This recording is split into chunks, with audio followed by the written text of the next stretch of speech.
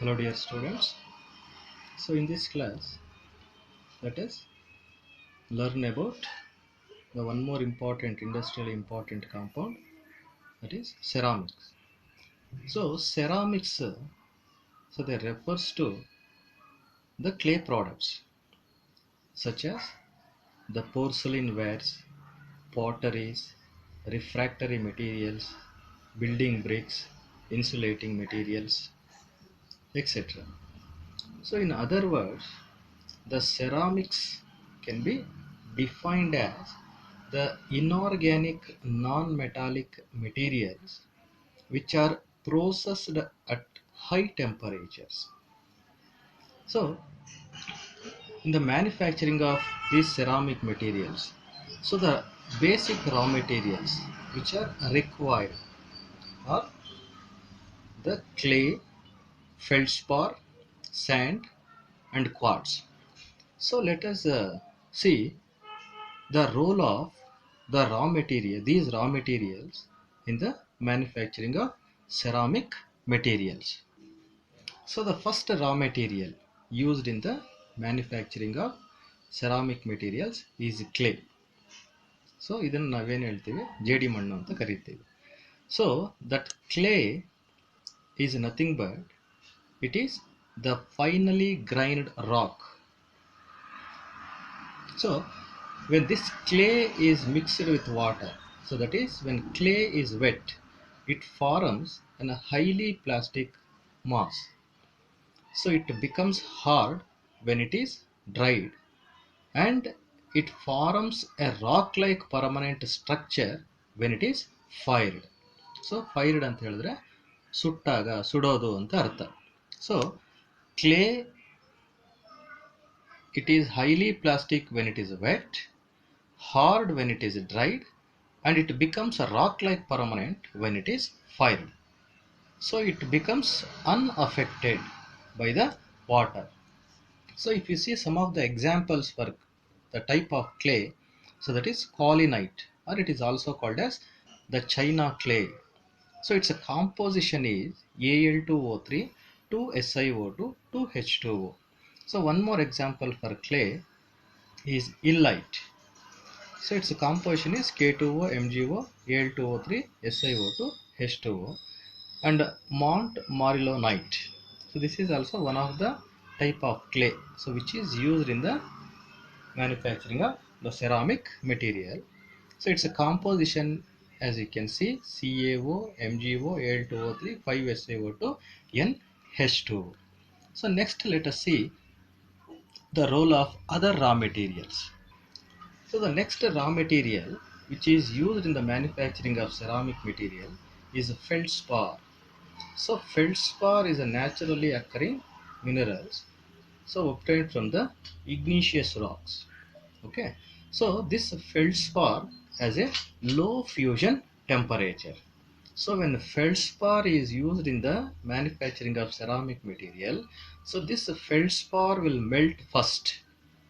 So and it helps in the combining of the other raw materials.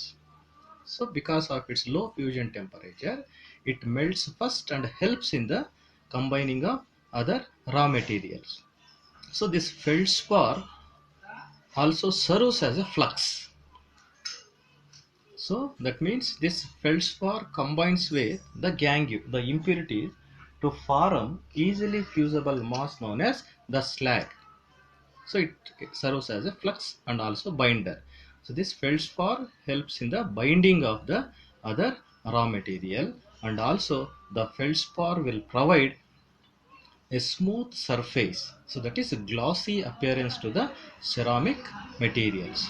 So here some of the examples of feldspar minerals which are used in the manufacturing of ceramic ware: potash feldspar, soda feldspar, and lime feldspar. So next raw material is the sand. Okay, so sand, it is a non-plastic. So that means it doesn't, when sand is mixed with water, it doesn't form a plastic mass. So sand is a non-plastic, and also it is non-shrinkable. Okay, so the clay products, when they are dried, so because of the evaporation of water, what happens, the size of the clay products will going to shrink, but the sand is non-shrinkable. So the what is the role of this sand in the manufacturing of ceramic material means, so this sand will provide the skeletal structure to the ceramic materials. Okay, so when this sand is added during the firing of the raw material, so this sand will reduce the shrinkage of the ceramic material, and also this induces the rigidity, so that means the hardness to the ceramic material. Okay, so the hardness of the ceramic material is because of the presence of the sand. Okay, so let us see the manufacturing of ceramic ware. So the manufacturing of ceramic ware involves several steps. So the first step in the manufacturing is the preparation of slab. So during this process, so the raw materials clay, feldspar, sand, and quartz are ground separately into a fine powder, and it is mixed in the proper proportion with water to obtain a cream like paste. So to obtain a cream like paste. So this cream like paste is called as the slip. So the second step, so the slip. So the slip which is obtained in the first step is passed through the filter press. So when this slip is passed through the filter press, so the excess of water present in the slip gets removed. So next, the after removal of excess of water from the slip, we will going to obtain the soft mass. Okay, so now the soft mass which is obtained is subjected to casting. Okay, so that soft mass which is obtained, it is kneaded well, so it is mixed well to remove the air bubbles. So when the air bubbles are removed, so the soft mass is added into the cast to obtain the desired article. So after casting, so that means after converting that soft mass into the desired shape, so the articles are dried slowly. So after drying, so the articles are fired. So when the articles are fired, so we will going to obtain hard, translucent, porous ware. So which is called as the bisque. So during the firing, so the ceramic articles will going to attain so the desired physical properties. So finally, the ceramic articles are subjected to a process called as the glazing. So in glazing, so the finely powdered mixture made up of quartz, feldspar, small amounts of boric acid, and small amounts of metallic oxides like zinc, lead, and tin are mixed in proper proportions